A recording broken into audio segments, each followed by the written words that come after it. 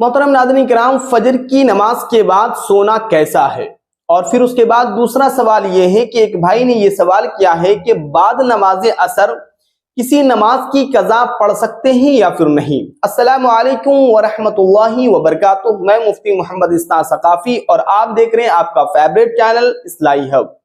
मेरे प्यारे इस्लामी भाइयों, जो इंसान बाद नमाज फजर फौरन सो जाता है वह अल्लाह की रहमत से महरूम हो जाता है, इसलिए कि फुक़हा कराम ने अपनी किताबों में ये तहरीर फरमाया है कि बाद नमाज फजर अल्लाह की रहमत नाजिल होती है। अल्लाह के फरिश्ते ये सदा देते हैं कि है कोई बंदा जो कि रब की मदद तलाश करता हो, है कोई बंदा जिसे जो है रोजी की तलाश हो, है कोई बंदा जिसे कारोबार में तरक्की की तलाश हो, है कोई बंदा जिसके बिगड़े हुए काम नहीं है वो बन जाएंगे।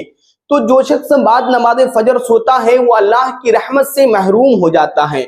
अगर आपको सोना है तो आप जो है सूरज निकलने का इंतजार करें और सूरज निकलने के 5 मिनट या 10 मिनट के बाद आप सो सकते हैं और इशराक की नमाज के बाद ही सोना चाहिए, यही अफजल तरीका है। तो मेरे प्यारे इस्लामी भाइयों, बाद नमाज फजर सोने से जो है हमें परहेज करना चाहिए, इसलिए कि रिज्क में तंगी आती है।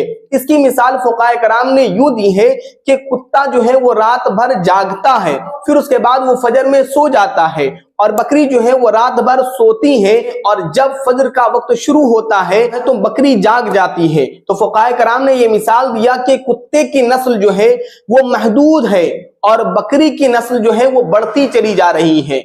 जो कुत्ता जो है वो रात भर जागता है और फजर में सो जाता है, और बकरी जो है वो रात भर सोती है और फजर में जाग जाती है। तो इसी तरीके से मिसाल दिया फजर के बाद सोने का। लिहाजा हम तमाम मोमिन मुसलमानों को ये चाहिए कि फजर की नमाज के फौरन बाद आप ना सोएं, बल्कि जिक्र में मशगूल रहें और इशराक की नमाज अदा करने के बाद आप सोएं। तो इंशाअल्लाह तबारक व तआला आपके रिज्क में कभी भी तंगी नहीं आएगी। फिर उसके बाद दूसरा सवाल यह है कि बाद नमाज असर कोई भी कज़ा नमाज हम पढ़ सकते हैं या नहीं पढ़ सकते। एक फंडामेंटल बताता चलूं, एक बेसिक रूल्स आपको बताता चलूं कि 3 ऐसे वक्त हैं जिसमें आप कज़ा नमाज नहीं पढ़ सकते हैं। तुलुए आफ्ताब, गुरूबे आफ्ताब और ज़वाल के वक्त। इन 3 वक्त में जो है कज़ा नमाज नहीं पढ़ सकते हैं। अब अगर आप ये चाहते हैं कि ज़ोहर नमाज के बाद कोई कज़ा नमाज पढ़ना चाहे तो पढ़ सकते हैं। असर नमाज के बाद अगर उस दिन की कोई कज़ा है तो आप बिल्कुल पढ़ सकते हैं।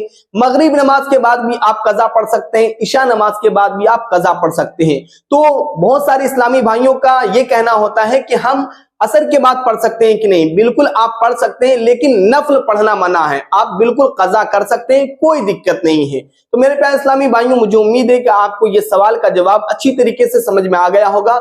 अगर कोई सवाल है तो बिला झिझक आप बाय कमेंट पूछ सकते हैं, इंशाअल्लाह माकूल जवाब दिया जाएगा। अस्सलामु अलैकुम व रहमतुल्लाहि व बरकातुहू।